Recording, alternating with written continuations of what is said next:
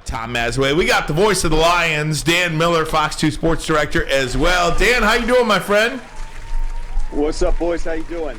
Doing real good. Hey, Dan. Doing real good. Hey, appreciate your coming on today, bud. I know you're busy. You got Brad Holmes coming up in just a little bit. I wanted to ask you, though, we were talking about this yesterday. Other than the team that wins the Super Bowl, they win the last one, is there a team in the NFL that finished their season better than the Detroit Lions? I mean, 8-2 is 8-2. That's a pretty good finish. I think the ones that are next week probably feel a little bit better than the Lions right now. But they will ultimately lose. All of those teams except one will ultimately lose. Yeah, but would you rather lose in 2 weeks or would you rather lose 2 days ago? I think I'd rather lose in 2 weeks and know I was in the tournament. I get what you're saying, though. Look, there's a lot to be excited about with the way this team finished. Ultimately, when all is said and done, they put themselves in too big a hole, starting 1-6. I mean, the other side of that is look at Minnesota. All the wins that they racked up early. They looked shaky late, but all those wins counted, and they had this thing pretty much salted away week 10 or 11. But look, there's a lot to feel good about with this team, and I don't know how it compares to playoff teams, but 8-2 is 8-2, and being 1-6 to go 8-2 after that, I get where you're coming from, Ryan. It puts this franchise, I think, on an upward trajectory, and it also really sets the expectations for next year in a place where they haven't been here in a long time, which is you start with contending for that NFC North and then see where it takes you from there. But we're not talking about a rebuild anymore. We're talking about a team that, sure, they've got some improvements they have to make, but to me, the rebuild is over. Now you're about finding those final couple pieces that you need to win. Before we look ahead, I do want to look back, if I could, because I feel robbed a little bit as a Lions fan. I want to put this up for you. This is the NBC Sports Power Rankings, the way they ended up after 18 weeks. The Lions are 7th on this list. In the NFL.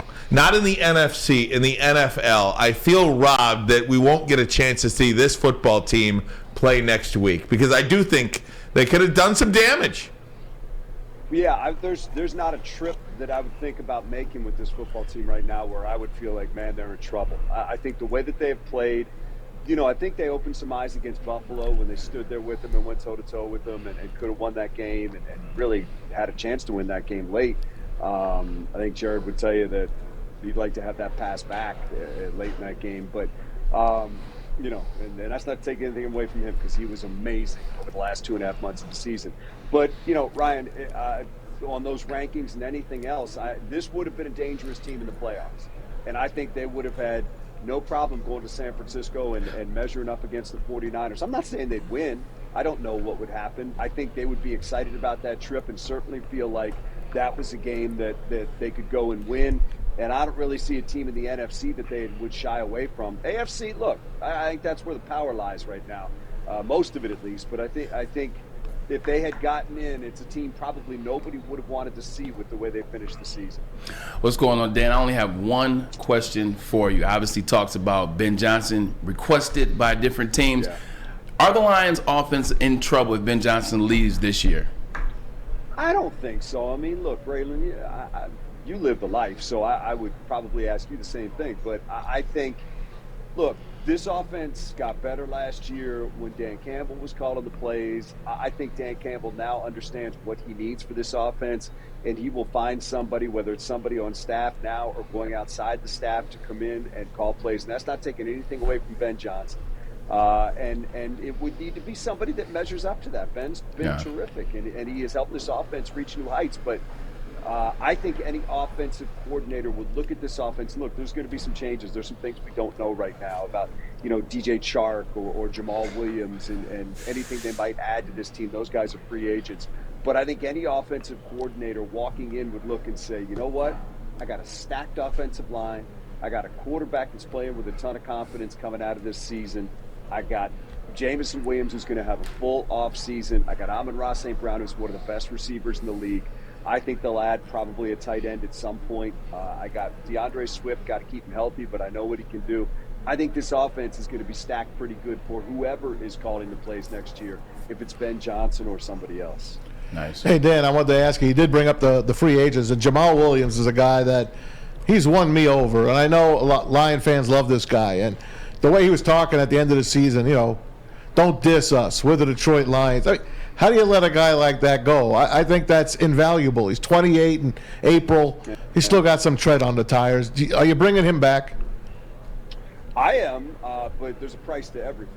And at the end of the day, everybody's a number in this league. And it's not anything against Jamal or anything else. But when all is said and done, you got a set amount of money that you can spend. You got different things that you have to do, and you have to decide how you're going to allocate that. And look, if somebody throws a crazy contract at him, which, look, basically the running back market hasn't been great. It's kind of, teams have kind of, I think, gotten to the point where they feel like they can run different guys through there and they don't have to pay guys a ton to play that position. It seems to kind of have gone that way. But look, all things being equal, absolutely I want him back. I want him back because of what he does on the field, because he's the hammer, he's the 4th and 1 guy, he's the goal line guy, and then what he does in that locker room. He has been a leader for this team really since he walked in. And he's a guy who's won in this league. He played meaningful games in Green Bay, and that was, I think, important to add to this mix when he came to Detroit. So, look, they got some tough decisions they have to make on guys. Alex Anzalone, DJ Chark, Jamal Williams, guys like that. 5th-year options coming up on Jeff Okudah at some point. So, there's different things that you have to look at. And the balancing act for Brad Holmes gets more difficult as you get better because you have more good players you want to keep and figure out how to fit them all in. And I do think they'll be more active in free agency this year as well. I think they've kind of bided their time, waited until they could really identify what they needed, and I think 2 years certainly fits that bill. Now I think they can look at that roster and understand where they might need to, go and throw some money at somebody and come back feeling better about it, draft choices, all those things. Everything plays into it, but it's a long way of saying, Maz, I agree with you. I'm bringing him back if I can, but I caution everybody, when all is said and done in this league, you're a number, and that number has to fit. Brad Holmes coming up, talking to the media at 3 o'clock. You guys are lucky enough to be there, and obviously someone's going to ask about the draft. You're Dan Miller. You're picking 6th and 18th. What positions are you counting on here? What do you want for this team, Dan? Man, it's tough. As I sit here today, and I think what they do in free agency will impact some of that. If I can find an interior defensive lineman to add to that mix, that's probably what I'm looking for. You seem to have 3 at the top of this draft or 2 at the top of this draft. I think obviously Jalen Carter's going to be gone. I think the kid out of Clemson's a possibility. I haven't studied him. I'm looking at mock drafts here, and he seems to be a guy that's going. And then I think for that second first-round pick, look, they need to add some depth to that cornerback room, and they need to add another guy who might be a starter in that cornerback room, because if there's anything we found out as Lions fans over the years, you lose those guys. They go down. You got to have deep numbers there. And that's not to say that they don't have other needs, but you can add another piece to that defensive front, and I think they need to add a couple corners anyway. If it's one of those, first round guys that's sitting there and it matches, your board, I think to me those would be the places I'd look. But look, we're sitting here in February right now. There's a whole lot of things that will happen between now and then. Hey, Dan, you just mentioned Brad Holmes. I mean, I look at this draft, the 2022 draft, probably the best Lions draft collectively since 1988. If you look at some of the names in the 88 draft, you got 4 starters out of there. You got 5 picks in the top 80 and a ton of money. This football team, I remember Tom Izzo always used to say he didn't want to build a team at Michigan State. He wanted to build a program. This thing looks like it's the foundation is there for an elongated period of success. Well, and I think that's what has fans excited is the driving force behind this turnaround. The 8-2 finish has been the young players. It's been guys, some first year, some second year, that are really, you can look at that depth chart and say for the first time in a long time. I think I go back to the 90s when I think this team was probably a quarterback away from being a Super Bowl team. I think they were stacked. They had Barry, they had Herman, they had a defense which was full of playmakers. They just didn't have a quarterback. I think this is probably the most talented roster they've had, top to bottom, since those teams in the 90s. And Ryan, to your point, I think that's what you're trying to do. You're trying to build this thing I always throw Baltimore and Pittsburgh out there because to me they're the teams that year after year after year you find out that their cupboard is full because they may lose somebody, but there's somebody waiting to take their place. They know what they're looking for. They identify that player. They know how to coach and prepare that player. And it just becomes, year after year after year that they're able to add to that mix. And I respect the heck out of that. I think that's what Brad Holmes is doing.